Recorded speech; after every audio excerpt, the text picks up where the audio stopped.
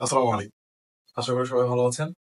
আজকে আমরা আলোচনা করবো জীববিজ্ঞান নিয়ে এবং জীববিজ্ঞানের চ্যাপ্টার 4 জীবনী শক্তি।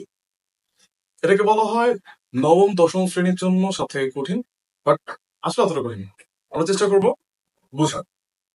তাহলে জীবনী শক্তি কি?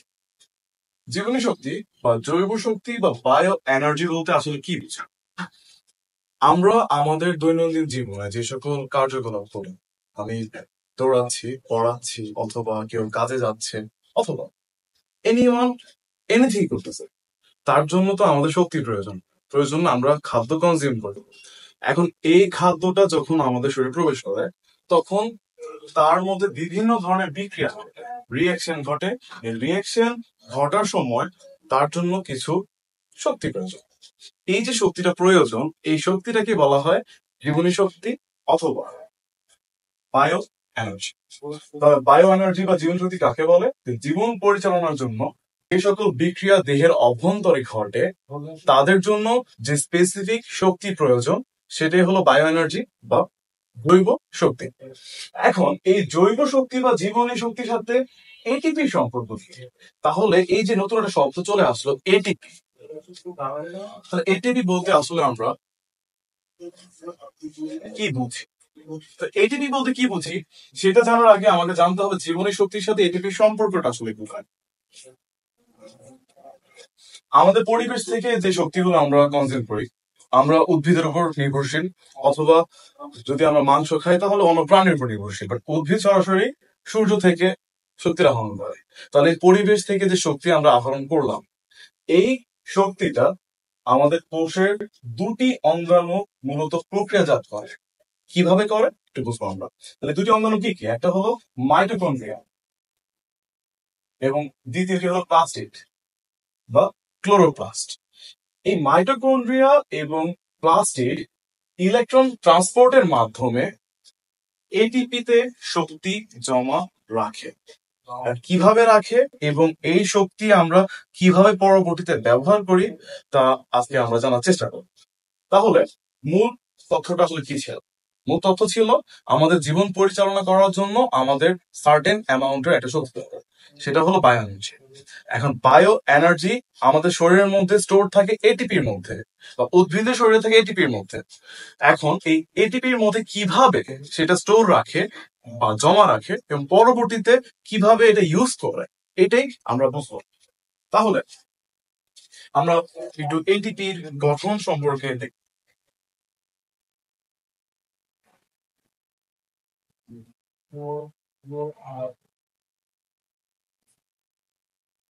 তো এটিপি বোঝার আগে আমাকে জানতে হবে ডিএনএ এবং আরএনএ। আমরা জানি প্রত্যেকটা জীব তার যে সকল বৈশিষ্ট্য বহন করে, এই বৈশিষ্ট্য মূলত ডিএনএ এবং আরএনএ এর মধ্যে জমা থাকে কোড আকারে। তাহলে ডিএনএ এবং আরএনএ কি, এটাকে আমরা বোঝার চেষ্টা করবো। তো ডিএনএ এবং আরএনএ, ডিএনএ হলো deoxy ribo nucleic acid, deoxy ribo nucleic acid.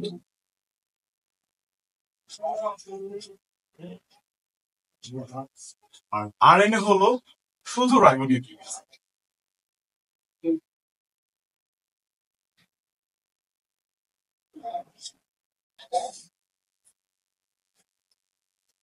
তাহলে ডিএনএ এবং আরএনএ এর মধ্যে কমন একটা ব্যাপার আছে, সেটা হলো উভয় নিউক্লিক অ্যাসিড।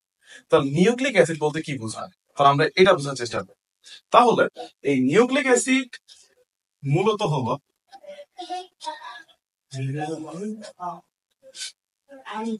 অসংখ্য পলিনিউক্লিওটাইডের সমুদ্র। অসংখ্য নিউক্লিওটাইড বলা হয় নিউক্লিওটাইড। এখন জীববিজ্ঞানের ভাষায় বা বায়োকেমিস্ট্রির ভাষায় আমরা বলতে পারি অসংখ্য মানে হলো পলি। অসংখ্য মানে পলি। তাহলে এটা আমরা লিখে রাখি পাশে। যদি আমাদের বায়োকেমিস্ট্রিতে এক বোঝায় তাহলে আমরা বলবো মন। যদি 2 বোঝায় আমরা বলবো ডাই, যদি 3 বোঝায় তাহলে আমরা বলবো ট্রাই। ঠিক একইভাবে যদি 4 বোঝায় তাহলে আমরা বলবো টেট্রা। এবার চলমান থাকে। তো অসংখ্য যদি বোঝানো হয় তাহলে আমরা ইউজ করব পলি।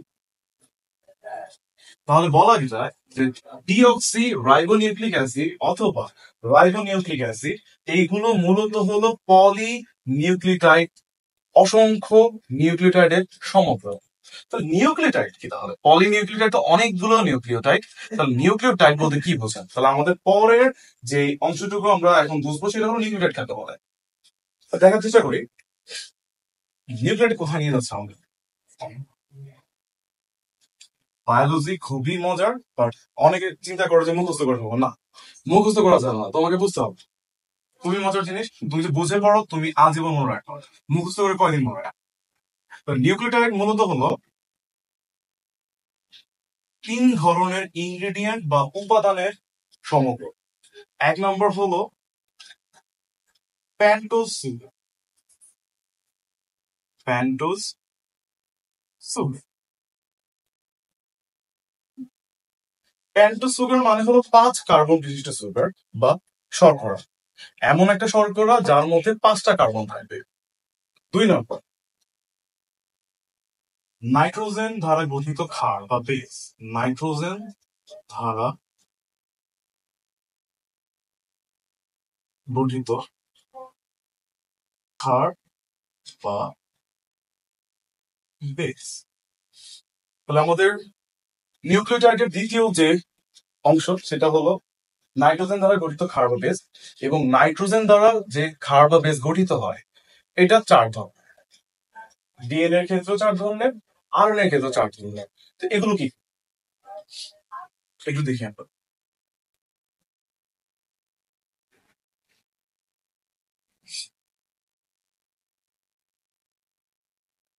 1 নম্বর হলো টি বা থায়োমিন। 2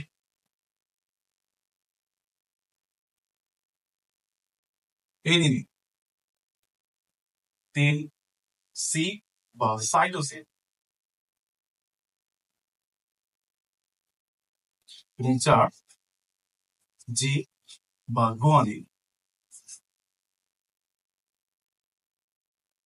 5 নম্বর ইউ বা ইউরাসিল।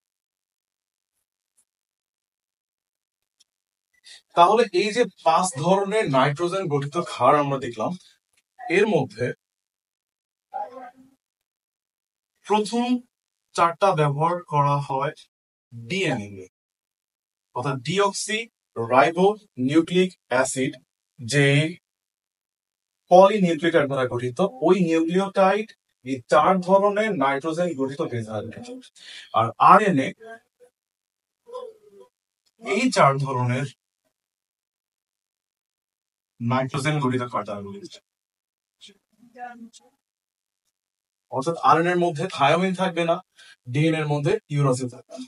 প্রত্যেকের মধ্যেই 4 ধরনের নাইট্রোজেন গঠিত ক্ষার থাকবে।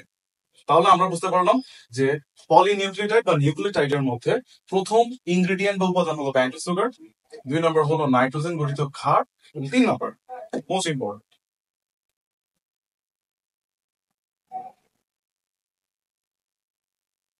ফসফেট বা অজৈব ফসফেট।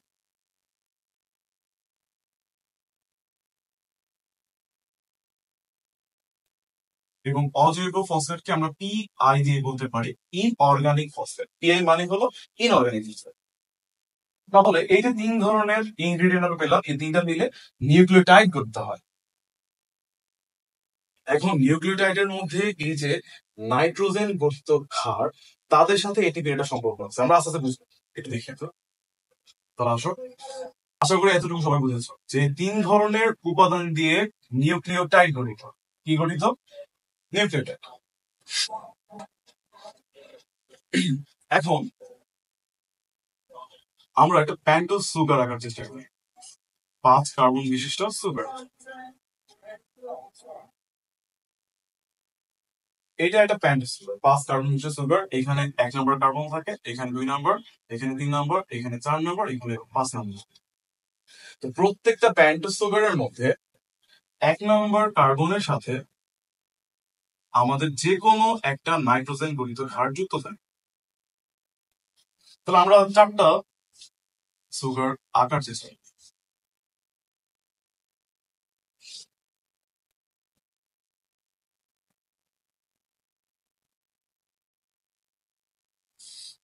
প্রথম সুগারটা আঁকা হলো, 2 নম্বর সুগারটা আঁকা হলো, 3 নম্বরটা, 4 নম্বর।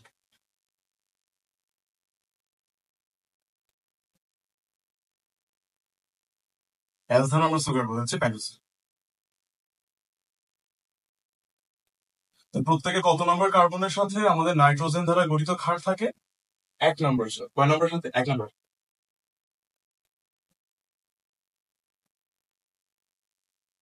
এবার আসো, ধরো প্রথম যে প্যান্টোস সুগার আমরা আঁকলাম তার সাথে আমাদের যুক্ত আছে এডিনিন, 2 নম্বরটার সাথে যুক্ত আছে থায়োমিন, 3 নম্বরের সাথে সাইটোসিন এবং 4 নম্বরের সাথে গুয়ানিন।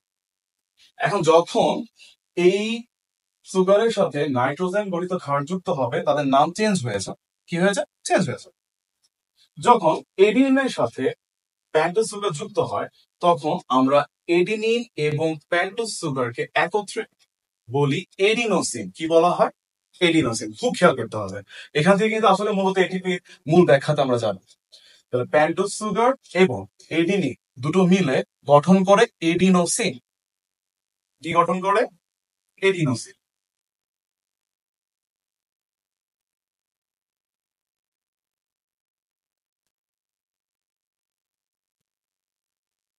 তারপর আসো 4 নম্বর সুগারটা গুয়ানিনের সাথে যুক্ত হয়েছে। প্যান্টোস সুগার এবং গুয়ানিন যুক্ত হয়ে গঠন করে গুয়ানোসিন।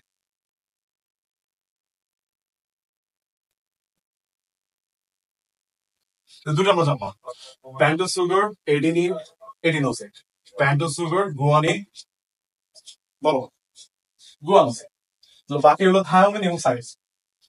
তাহলে থায়োমিন যখন আমাদের সুগারের সাথে যুক্ত হবে তখন আমরা তাকে বলবো থাইমিডিন। কি বলবো?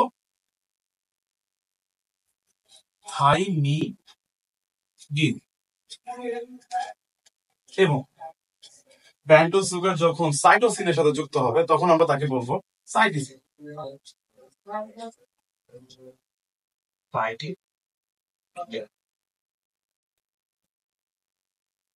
তাহলে আমরা 4টা নতুন নাম পেলাম, pentose sugar plus adenine, adenosine, pentose sugar plus thymine, thymidine, pentose sugar plus cytosine, cytidine, pentose sugar plus guanine, guanosine. এখন আমাদের আলোচ্য বিষয় হলো এডিনোসিন। বাকি 3টা আপাতত আমাদের লাগবে না।